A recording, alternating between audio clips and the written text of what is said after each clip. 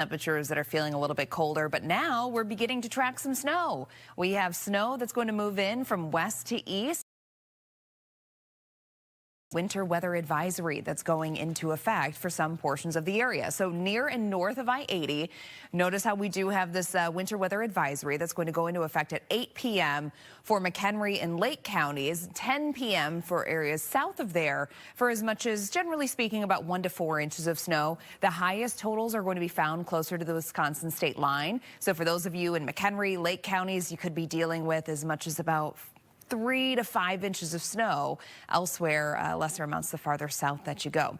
Your temperatures are currently sitting in the teens to low 20s. Again, wind chill temperatures even colder. It gets brutally cold going into this upcoming weekend. Those details and your full forecast is coming up. Well, the cold is breaking things, Emily, not just our spirits, but also a water pipe burst inside O'Hare's main control tower. Yeah, that triggered some widespread flight delays. Casey Cronus is live with the impact. Casey? Hey, Sylvia and Terrence, after a stressful day, air traffic controllers are finally catching up. There were more than 545 delays and counting here at O'Hare, with overnight lows in the single digits. An overnight water pipe burst essentially took the airport's main control tower offline, causing many of those delays. While repairs were made, air traffic controllers were forced to relocate to O'Hare's north and south towers, and the Federal Aviation Administration imposed a ground delay program. About 60% of the affected flights were inbound.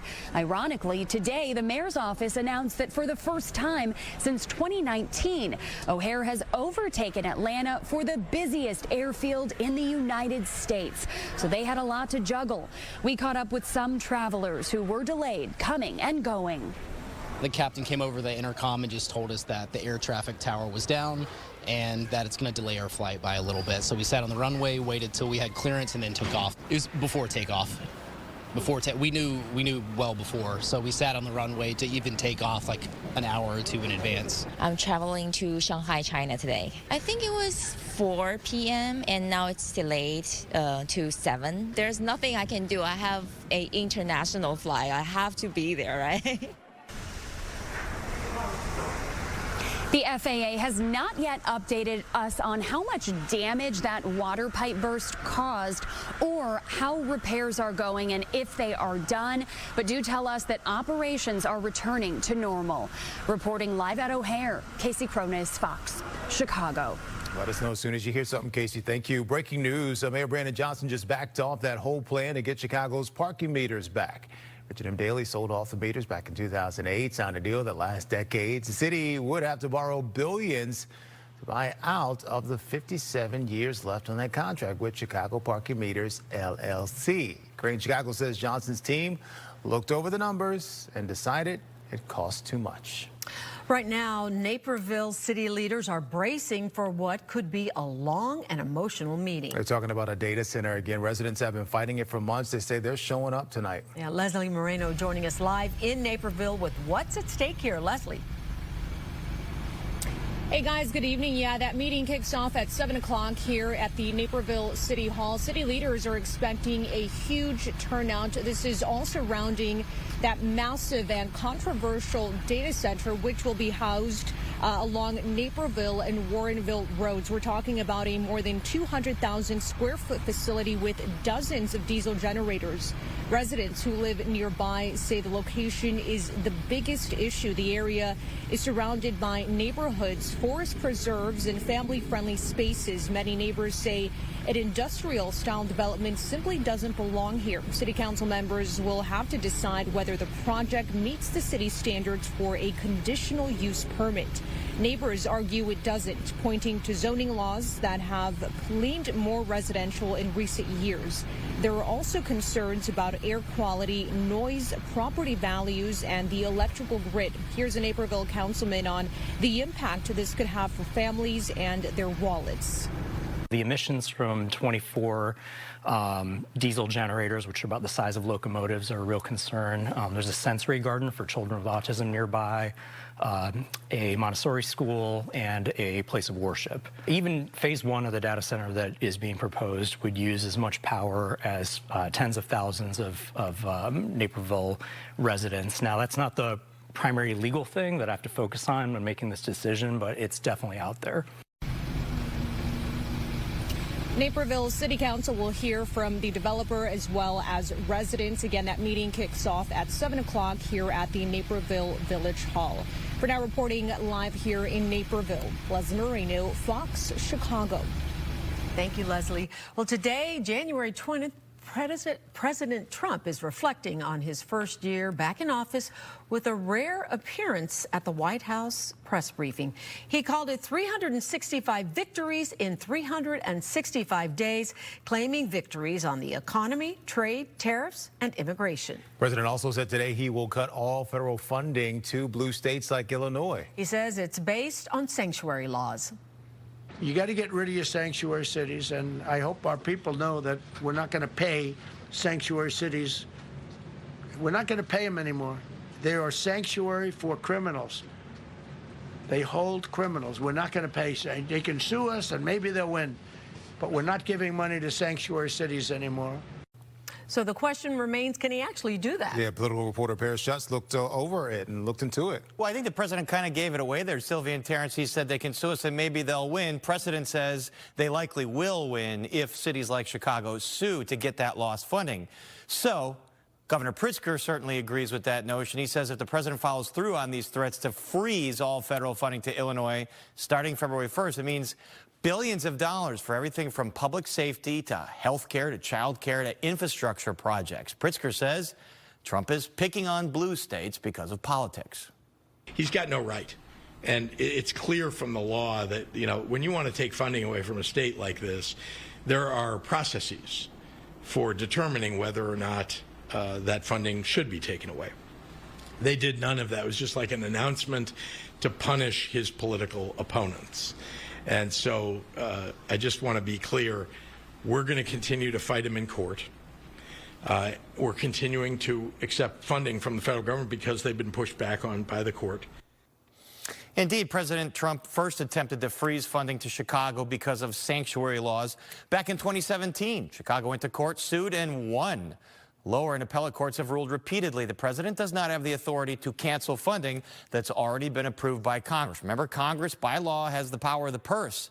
UIC law professor Stephen Schwinn says he expects the courts would act quickly to block the president after February 1st if he follows through. This is Congress's responsibility. In our system, Congress has what we call the power of the purse. And so Congress gets to set spending levels on particular projects. Sometimes Congress puts conditions on those projects. President Trump is in the role where he has to spend the money that Congress has appropriated on the projects that Congress has identified. And if there are conditions on that funding, with the conditions that Congress has identified, the president just can't make up conditions or just can't withhold funding for policy disagreements. Now, Schwinn does mention that there is some scant funding. The president does have some discretion on whether to spend or not, but that's expressly written into the law by Congress in those funding areas. So, long story short, the president has to follow the laws on the books. The law, the Constitution says, as Professor Schwinn says, that's Congress's job, the power of the purse. Sylvia? All right, thanks for that, Paris. A man is on trial accused of trying to put a hit on a U.S. Border Patrol commander. They started picking the jury this morning at the Duckworth Federal Courthouse. Prosecutors say Juan Espinoza Martinez set out a bounty on Greg Bovino. Police say Martinez sent a photo of Bovino on Snapchat. He offered $2,000 information about him, then another $10 grand. And I quote, if you take him down. Last week, a judge said prosecutors can't bring up Martinez's gang ties. The judge said it could unfairly sway the jury. Martinez says he's not guilty if convicted. He's looking at up to 10 years. Breaking news for you. The Justice Department subpoenas Minnesota Governor Tim Walz and other high-profile state officials. The Associated Press reports that this is all part of a federal investigation into whether the officials obstructed or impacted federal law enforcement during an ICE raid in the Minneapolis-St. Paul area. The subpoenas were also sent to the offices of the state's Attorney General Keith Ellison and the mayors of Minneapolis and St. Paul. Democrats are calling this probe a bullying tactic meant to quell political opposition. Students at Oak Park and River Forest High School walked out today. They protested outside the building and called on U.S. Representative Danny Davis to defund ICE. They want him to protect human rights. The students plan to take their demands straight to Davis's office this afternoon. The Illinois Coalition for Human Rights is relaunching its campaign to pass the Illinois Human Rights Advocacy Protection Act. That bill would help restore protections for peaceful advocacy. It would repeal the state's 2015 anti-boycott law that penalizes companies that boycott Israel to protest policies toward Palestinians. Coalition is holding a news conference right now to give updates on the issues in Gaza. We'll let you know what they say. Linda Brown's family is starting a program to help other families when someone disappears. Brown was a special education teacher at CPS. She disappeared January 3rd, and they found her body 9 days later. Her death was ruled a suicide. Brown's niece is putting together the Linda Brown Advocacy Protocol. It gives families the tools they need when someone disappears, and it came directly out of the gaps her own family ran into. The program teaches families how to advocate for their loved ones and how to get their community involved. They're still building it out, and resources will roll out in phases as they get finished. Still to come, stocks are tumbling. What's behind the fall? Also, utility bills across Northwest Indiana are going up, and ComEd wants a hike of its own, too. Some Chicago families are demanding accountability from a nursing home after the owner refuses to pay damages ordered by a judge. Plus, woven stories of pain, purpose, and fashion. How a woman on the South Side is weaving her dreams into reality. Fox 32 News is brought to you.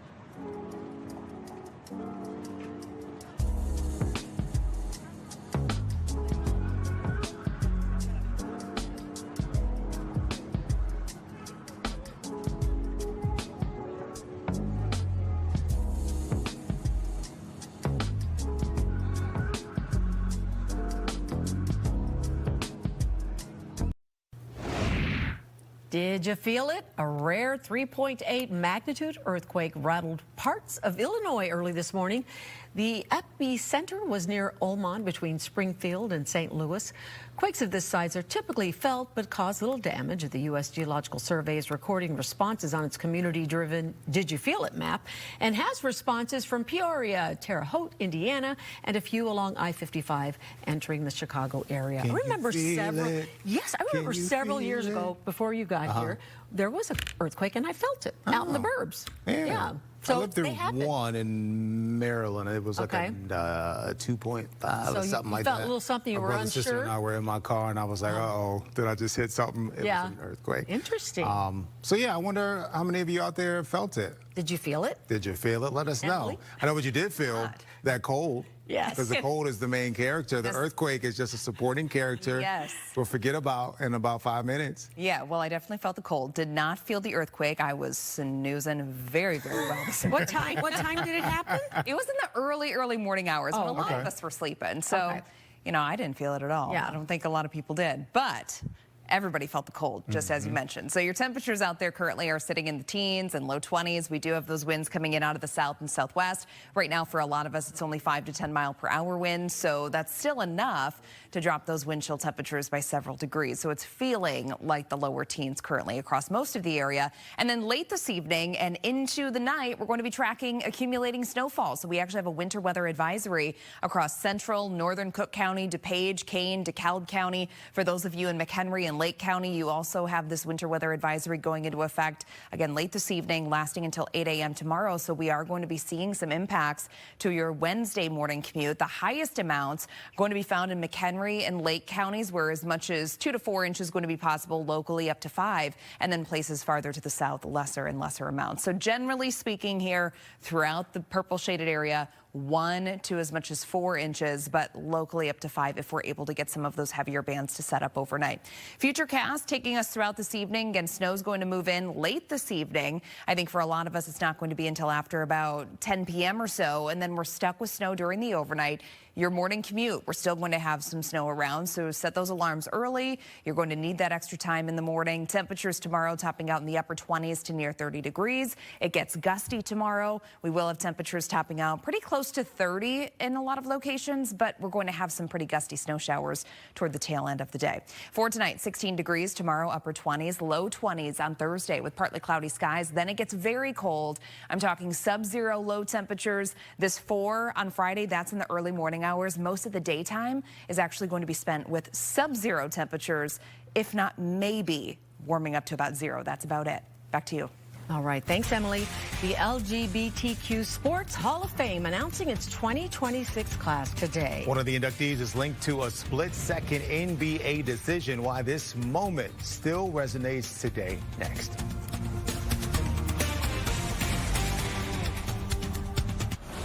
You must be Doc Bar.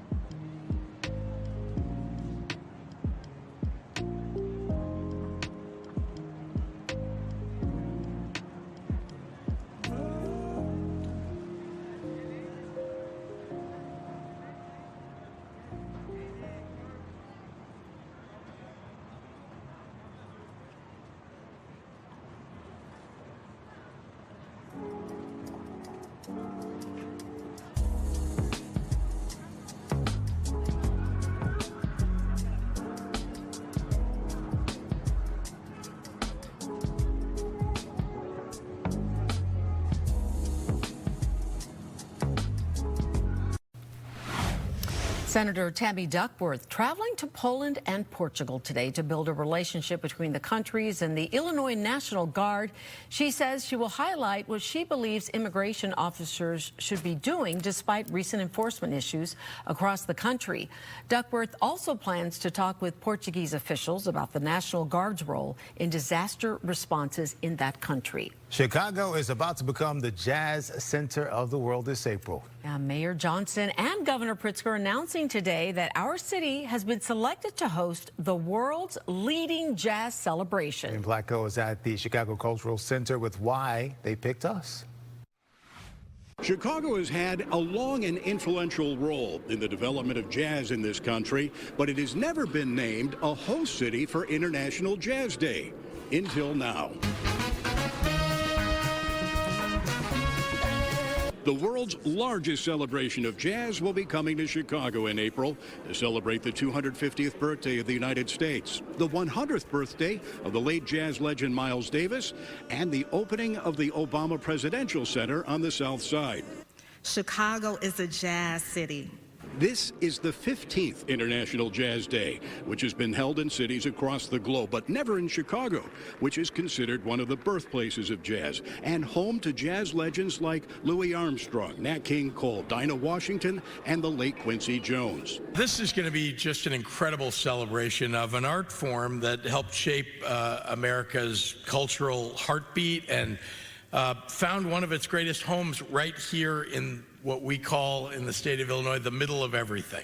At the end of April, some of the world's greatest jazz performers will descend on Chicago for a series of performances, educational programs, and community outreach across the city, and culminate in an all-star global concert led by jazz legend and Chicagoan Herbie Hancock that will be broadcast to 190 countries. During the Great Migration, it's black families from the South that flocked to Chicago, bringing rich jazz and blues traditions with them, and they transformed the sound of our great city. Chicago-based jazz vocalist Kurt Elling was among the artists who lobbied to bring the celebration to Chicago. Why is it important to bring this to Chicago? It's important to bring it to Chicago because people think of Chicago as a flyover city. They don't recognize the incredible glories that are here. We're here. The music is swinging. The food is killing. The views are incredible. We gotta all just show this off to the world. That big jazz performance that'll happen here in Chicago on April 30th is expected to be broadcast to more than 250 million people across the globe. At the Cultural Center, Dane Placco, Fox Chicago News. ComEd power grids in Illinois could be getting some major upgrades soon. How the company says it could impact your monthly bill. We're getting a lot of messages from our viewers in northern Indiana. They want to know why the NIPSCO bill have been so high recently. I'm Brett Bagansky live in Hammond, Indiana. You have a lot of questions and concerns, and we took some of them to the utility company themselves. And we're going to show you their explanation for why your bill is so high, but why some people are still not satisfied with their response. If you want total health care from a provider you trust, Hi, Blair.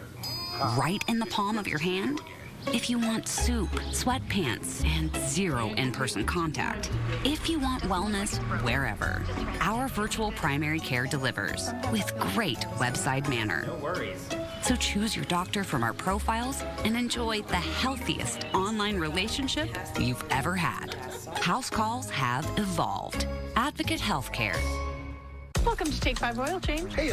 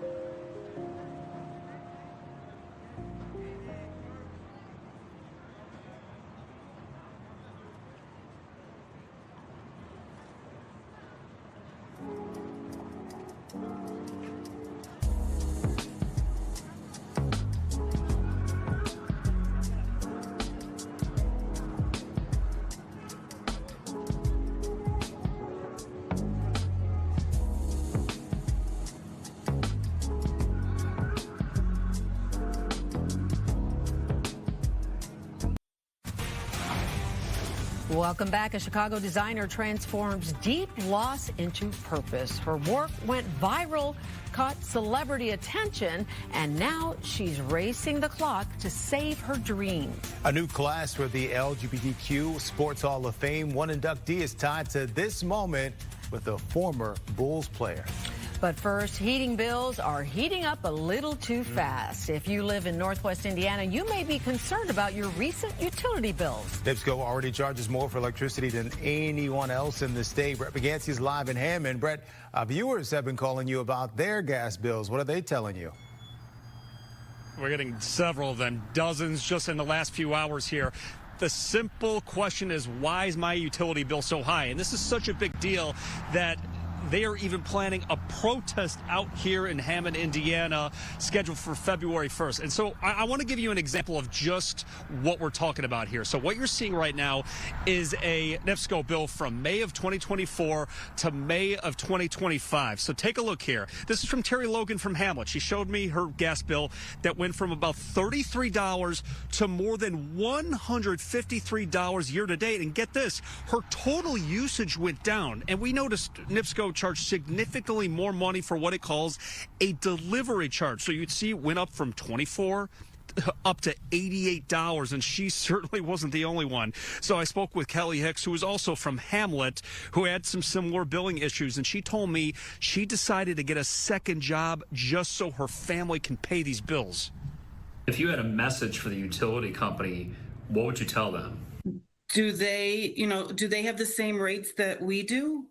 I don't know I'm assuming that they do, but what do they do to combat this? I mean, everybody's turning their heat down and we're all surviving at 62 degrees or trying to. How are they surviving? So I did reach out to NIPSCO earlier today, and they sent me a very lengthy statement that you're going to see on our website in just a little bit. That's fox32chicago.com. So it comes down to a few different things. They said that the gas rates are set by the market, but they also said that when it comes to that delivery charge or the delivery fee, it comes down to transporting the natural gas throughout the state of Indiana. But they also said part of that fee that you're paying for all the Northwest Indiana customers, part of that fee goes to maintaining and upgrading their infrastructure. So certainly you can see why that's not sitting well, hence why there's going to be a protest planned for February 1st. We're live in Hammond, Indiana tonight. Brett Beganski, Fox Chicago. All right, thanks for that, Brett. Now we have to talk about another electric company, Commute, putting more than $15 billion into fixing up the power grid. They filed their plan today. It covers 3 years of upgrades. Commute says this could add about $3 to your monthly bill.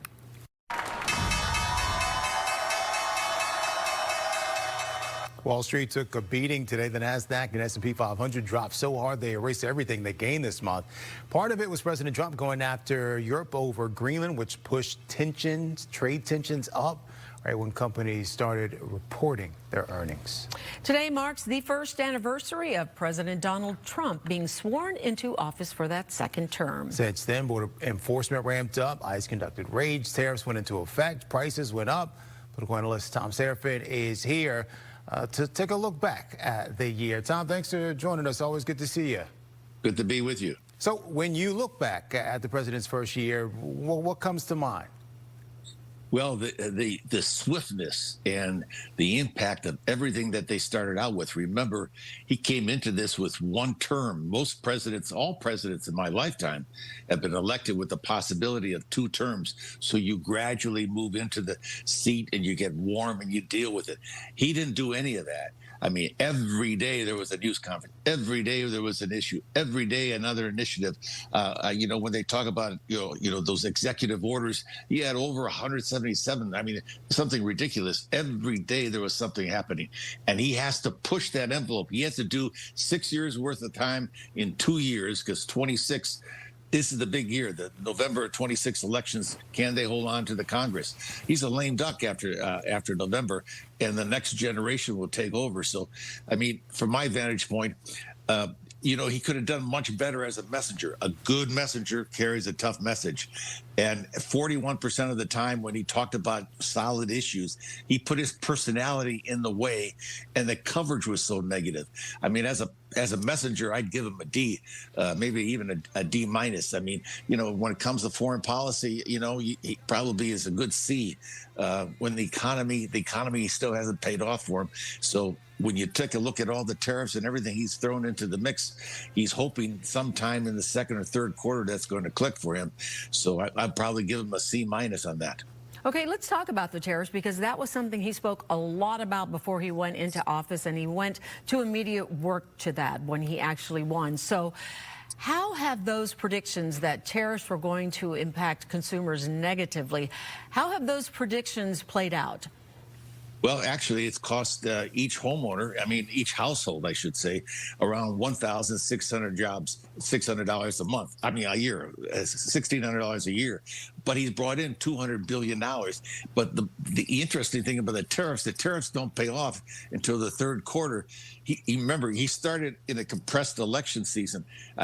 Everything he's got to do it in the first 18 months, where other presidents had the possibility of 2 terms. So he's gambling. He's a gambler. He's gambling that he could hit it off sometime in the third quarter this year, that the tariffs will begin to build those factories. There's about 350,000 factory jobs, non-college education jobs, that he has lost. But, the gross national product is where it needs to be. And, inflation is down to 2 or 3%. So he's done something there. But also on the other side, it's like whack-a-mole. Something else shows up. Whack-a-mole. He took a hit in his approval rating since being sworn in. You mentioned earlier his personality has something to do with that. Do you think he could make up for that? Do you think he's lost some of his base that voted him into office? Well, he hasn't lost his base. Unfortunately for the Democrats aren't there for him. But the Republicans are still there for him. But, it doesn't matter to him anymore, because he's not running for re-election. He's running for for a spot in history.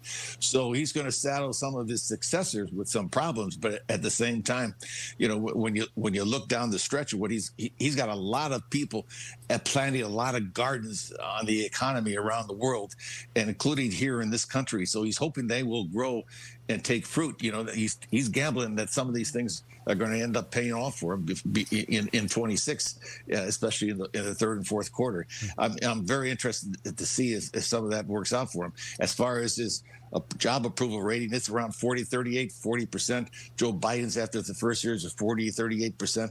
It's not popular to become the congressman, senator, or president nowadays. There's a lot writing on what you have to do and how you have to do it. Although, when you take a look at his predecessors, Obama had, most of his coverage was very positive in the first year. So was George Bush, and so was Bill Clinton. So, and his coverage has been, somewhere between 62 and 90% negative because of his personality. He's a terrible messenger. He always inserts himself into something, and he does it in a way that you just don't want that guy over for dinner. But you do want him dealing with Putin and in the Middle East. And it's interesting how he's dealing with Europe and NATO right now. So, he's got good marks when it comes to foreign policy and some of the things around the world. But when it comes to dealing at home, he just has to get out of his way. Okay, so what do you expect the next 3 years in office are going to bring? Will there continue to be will there continue to be divisiveness? Do you foresee, because he is a lame duck coming into the fall, will there be some change? Is there a path for some unity at all? Well, sure, there's a path for unity, but it starts in the Congress. Right now the Senate is kind of standing off from him. Senator Thune and some of his colleagues are saying, not so fast, President. We're a deliberative body. We have 6 years, and that's the way it was designed by the Constitution of our forefathers 250 years ago. The Congress, in the House of Representatives, they're elected every 2 years. They're fighting, they're moving, they're doing this, but Trump has done a pretty good job with his House of Representatives with a very slim majority with the Democrats. So, the problem is every time he does something, he throws out a shiny object and the Democrats chase it. The Democrats have to be talking about themselves, about their issues, and forget about Donald Trump. Donald Trump is his own worst enemy. All they have to do is put their message together, tack towards the middle a little bit, and start isolating on those states that are going to be able to deliver votes for them in 26 and 28 and decide who their candidate is going to be. It's a short period of time, and I'm surprised that Democrats spend so much time on Trump and not on themselves right now. And as far as Trump is concerned, the vice president, Marco Rubio, and a couple other members of his cabinet are all talking about being the candidate to succeed him. The Republicans have a good deep bench. He just has to get out of the way. If the Republican successors there at the national level don't succeed, it's because Donald Trump jumped in the way all the time. I mean, he's a terrible messenger when it comes to some of these things. All right, Tom, thank you so much for taking a look back at the year. I'm sure we'll be seeing more of you before the midterms. Thanks Well, again that's for joining nice of you us. to say that. I'm looking forward to that dinner then. All right. We owe you one, I guess, huh? Thanks, Tom. It's really cold out there. Wow. Thank you, man. All right, speaking of a year ago, Emily, I want to say, weren't we in the single digits a year ago? I don't know. You know, that's a very specific question to put me on the spot. No, but I just remember being in the single digits. So, Winter said growth. Yes. Improvement. Yes. We'll take it. It's it definitely seems like it's better. Let me search. Well, it's getting better. It's better today. Today, exactly. Now we have to Air track. temperatures in the region a year ago were around 4 degrees Fahrenheit in the early morning. Okay. All right. Well, there you go. At what time? Oh, gee. Don't do that. It doesn't get that specific. Leave the specifics for me. How about that? Okay, sounds good. All right, we are tracking snow going into this evening and tonight. We actually have a winter weather advisory that's going into effect for some portions of the area, especially near and north of I-80. 1 to 4 inches going to be possible. Highest amounts going to be found near the Wisconsin state line. So that's those of you in McHenry and Lake counties there. Your winter weather advisory begins at 8 p.m.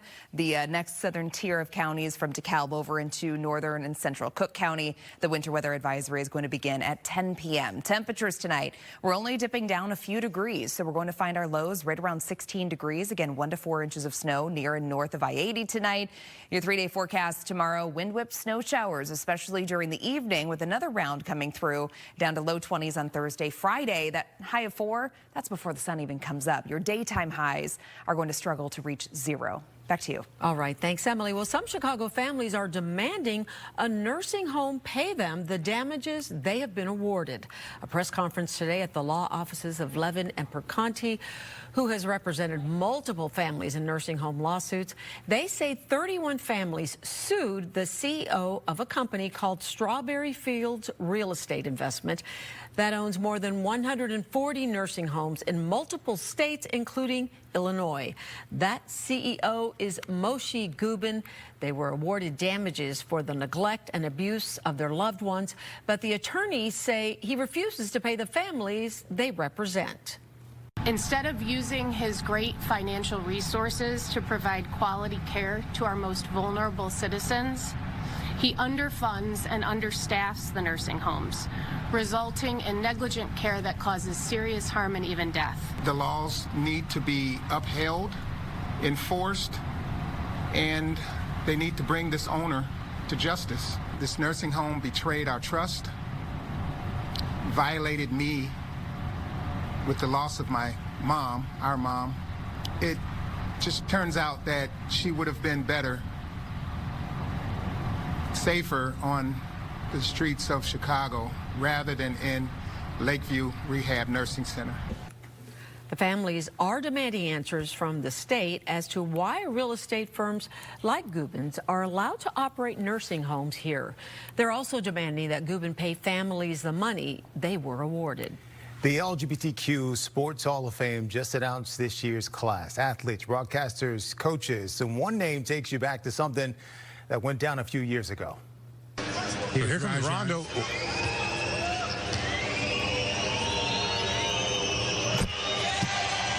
Oh, he kicked him out for staring him down. Yeah.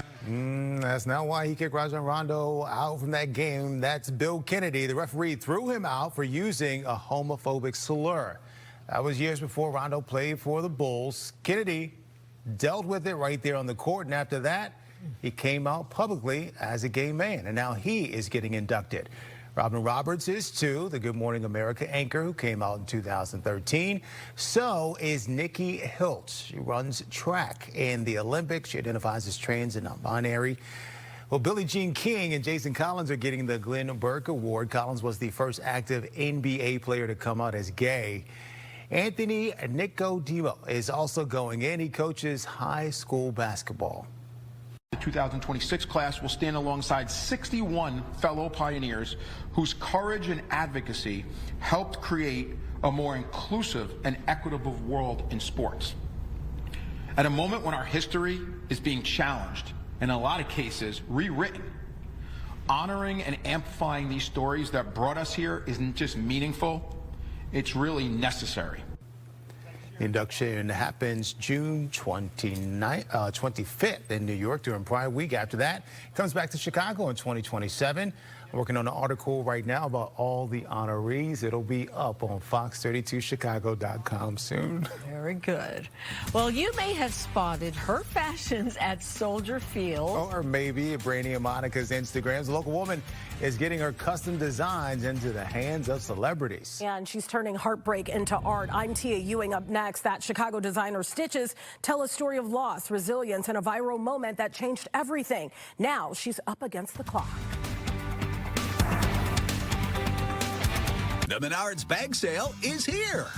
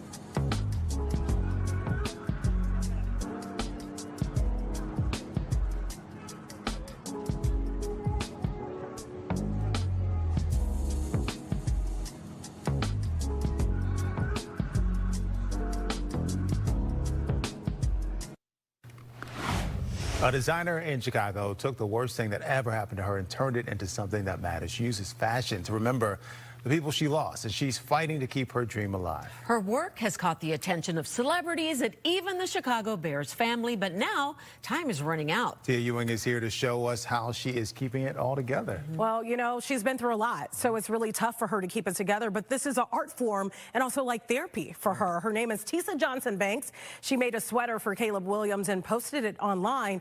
Then Simone Biles stepped in to make the connection. For Tisa, every stitch tells a story. Tisa Johnson Banks has stitched her life back together, not once, not twice, but 4 times. I lost one brother June 2023, June 2024, June 2025. I lost 4 sons back to back. Grief nearly unraveled her, but instead of folding, she threaded her pain into purpose. The first one I ever did is actually this one here in honor of my brother. It was a sweater at first, and then when I re-rocked it, I took the sleeves off and turned into a vest. And so what do? You go through all the pictures and... Yeah, so this was my very, very first one. So the designs aren't so crisp. Like when I started doing it more and started getting real deep into it, and I start, researching and getting better with my graphics. Johnson Banks learned to sew at just 7 years old at the Boys and Girls Club, a skill that would later become her lifeline. I'm familiar with loss, but at the end of the day, I have to keep living my life and keep pushing. Today, the Chicago designer creates commemorative sweaters, each stitch carrying a story. Most of the time it's for people, loved ones that passed away. But before fashion ever entered the picture, the 40-year-old's real dream was football. I love sports, and I always wanted to play football, but they told me girls don't play football. Well, now they do.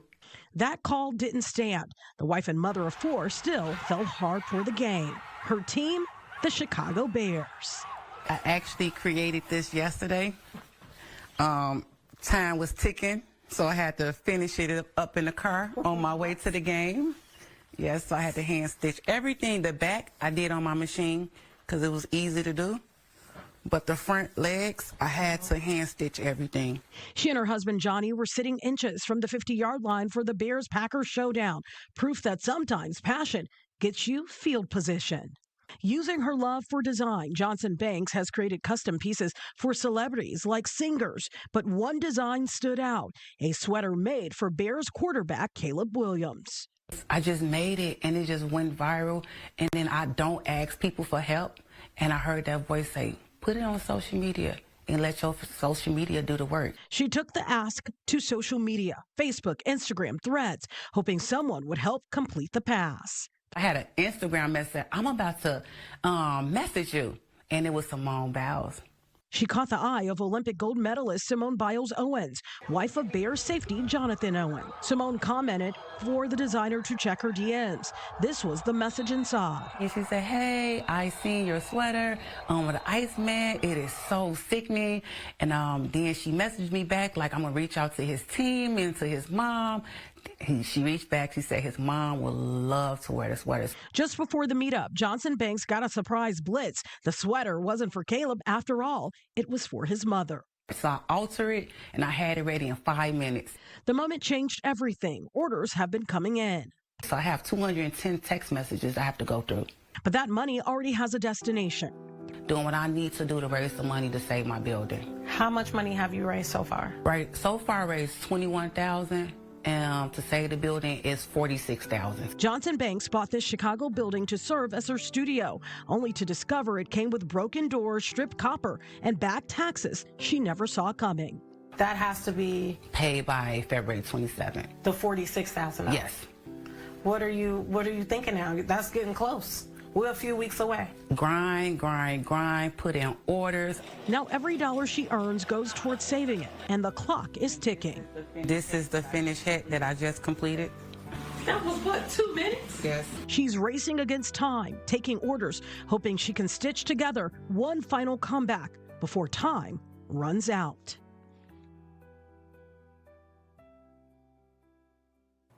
Yeah, 2 minutes. She stitched the hat together. I couldn't believe it. Tisa is still taking orders. You can visit her website at tisawithat.com. Sylvia and Terrence? Incredible. Yeah, I was going to say, I'd love to see. Tisa, get ready to hear from me. I want a you got an order? Rowland shirt, a Beyonce hat, and Michelle Williams pants. Love it. She does a great job. I'm going to be a Destiny Child. You are a Destiny Child. Dumped or defeated, a new survey is weighing in the heartache of sporting events. Yeah, we're going to try to put salt on the wound, but Chicago Bears fans, it's okay if you're not over Sunday's loss. Just how long it takes the average fan to move on. Speaking of moving, let's take a look at your trip home. Oh, yeah, some high ladder is and big numbers.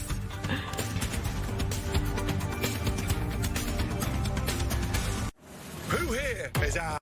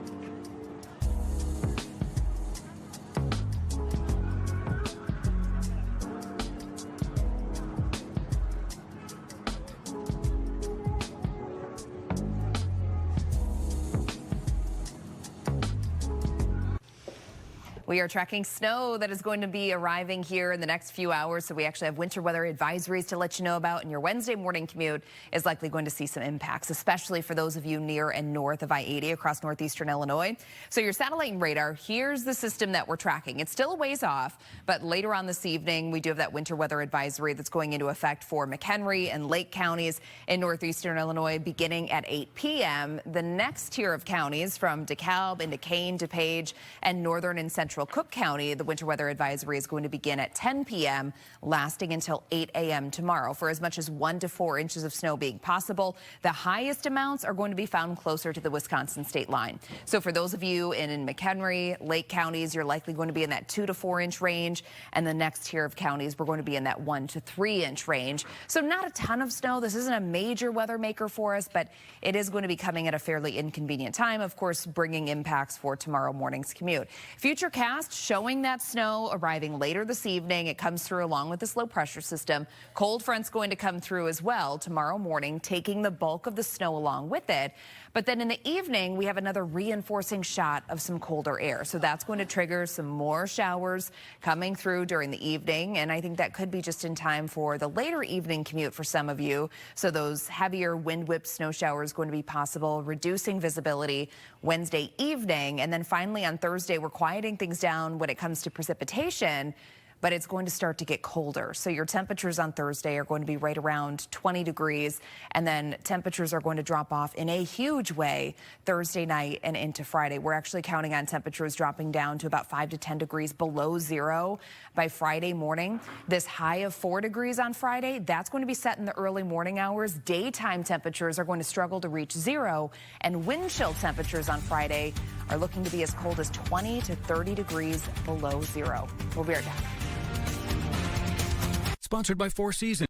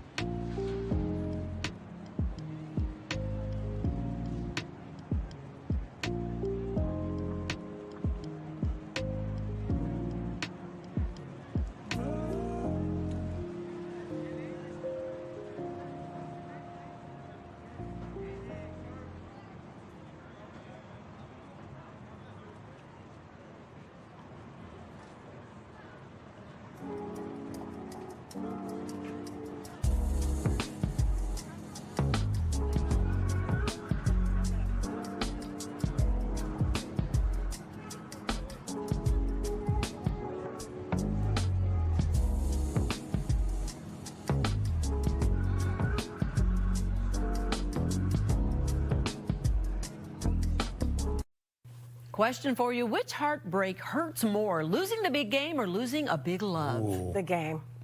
A new survey suggests for many NFL fans, yeah, the pain of a loss on the field lingers longer than the loss of a romantic relationship. All right, I'll take over. Yes, Bears fans, we're talking to all of us. The study found 40% of Bears fans, think about a major game loss more often than a past breakup. Overall, 29% of football fans say they would rather be dumped on Valentine's Day than watch their team lose the Super Bowl. I get that. And that big loss we suffered over the weekend, researchers say it will take an average 3 weeks to recover. I'm thinking about you. Wasn't that a song? That was Beyonce's song. Yeah, so that's how I feel about the exes. So yeah, all about the football. All right. Right to you then. Thanks for watching the news at 4. Oh, a reminder, put lotion on today. It's dry out there. It's dry out there. Let's head over to Scott and Don for the news at 5.